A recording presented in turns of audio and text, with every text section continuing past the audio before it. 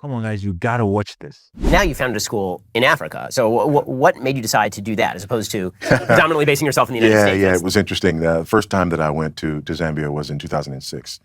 And again, growing up as a kid in South Central Los Angeles, growing up in this kind of black nationalist, environment, I always, dreamed about Africa and going to Africa, and had a chance to go to Africa. And it was just a few months after my father died. I didn't grow up with my father, but I was, reunited with my father later in life.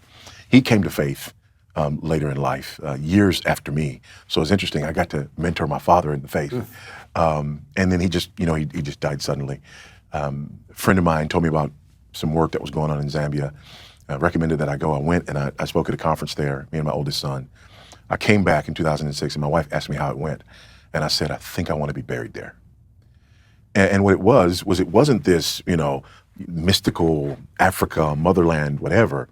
It was the work that was being done there was of such a nature that the gifts, talents, and abilities that I had were just a fit.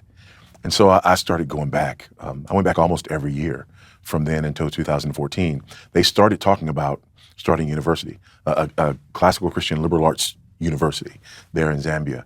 And as it got closer, my wife we went, on a family trip.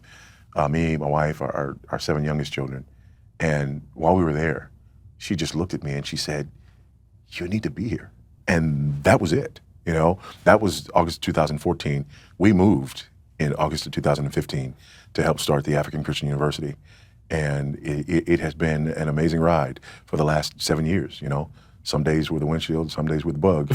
But it really has been a rewarding endeavor for the last, 7 years. Come on, guys, if you enjoy content like this, like and subscribe for more.